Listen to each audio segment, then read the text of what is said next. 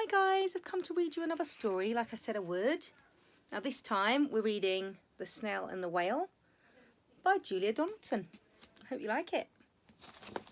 Alright, this is the tale of a tiny snail and a great big grey-blue humpback whale. This is the rock as black as soot, and this is the snail with an itchy foot. The sea snail slithered all over the rock and gazed at the sea and the ships in the dock. And as she gazed, she sniffed and sighed. The sea is deep and the world is wide. How I long to sail, said the tiny snail. These are the other snails in the flock, who all stuck tight to the smooth black rock, and said to the snail with the itchy foot, "Be quiet, don't wiggle, sit still, stay put." But the tiny sea snail sighed and sniffed, then cried, "I've got it, I'll hitch a lift." This is the trail of the tiny snail, a silvery trail that looped and curled and said, "Lift wanted around the world." How clever! This is the whale who came one night when the tide was high and the stars were bright. A humpback whale immensely long, who sang to the snail a wonderful song of shimmering ice and coral caves and shooting stars and enormous waves. And this is the tale of the humpback whale. He held it out of the starlit sea and said to the snail, "Come sail with me." This is the sea, so wild and free, that carried the whale and the snail on his tail to towering icebergs and far-off lands.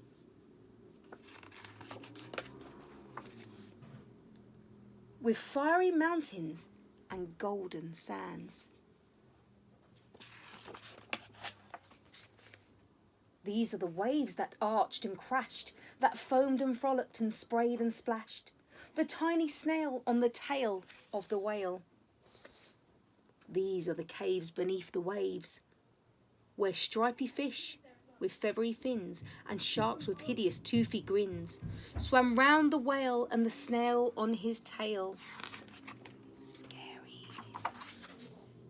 This is the sky so vast and high, sometimes sunny and blue and warm, sometimes filled with a thunderstorm, with zigzag lightning flashing and frightening the tiny snail on the tail of the whale. You'll have to hold on tight. And she gazed at the sky, the sea, the land, the waves and the caves and the golden sand. She gazed and gazed, amazed by it all. And she said to the whale, "I feel so small." Well, the snail is quite small, really.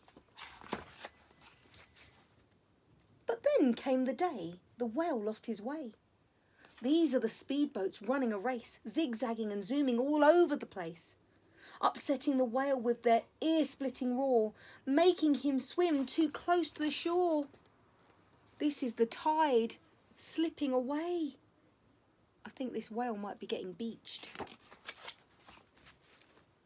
no. And this is the whale lying beached in a bay. "Quick, off the sand, back to the sea," cried the snail. "I can't move on land, I'm too big," moaned the whale. The snail felt helpless and terribly small. Then, "I've got it," she cried, and started to crawl. "I must not fail," said the tiny snail. I wonder what the tiny snail can do. This is the bell on the school in the bay, ringing the children in from their play. This is the teacher holding her chalk, telling the class, "Sit straight, don't talk." This is the board as black as soot, and this is the snail with an itchy foot. "A snail! A snail!" The teacher turns pale. "Look," say the children, "it's leaving a trail." This is the trail of the tiny snail, a silvery trail saying, "Save the whale." These are the children running from school, fetching the fireman and digging a pool, squirting and spraying to keep the whale cool. This is the tide coming into the bay, and these are the villagers shouting, "Hooray!" as the whale and the snail travel safely away.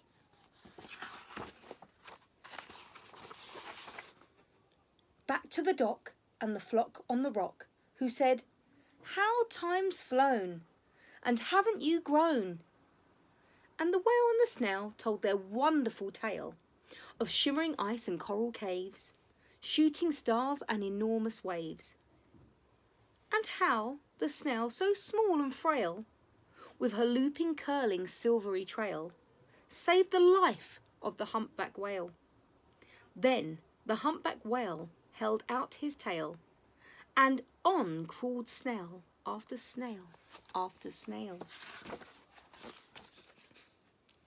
And they sang to the sea as they all set sail on the tail of the grey-blue humpback whale. And that's the end of the story. I hope you enjoyed it. You'll see me again soon. I'll choose another story tonight and surprise you with it tomorrow. Okay, guys? Bye.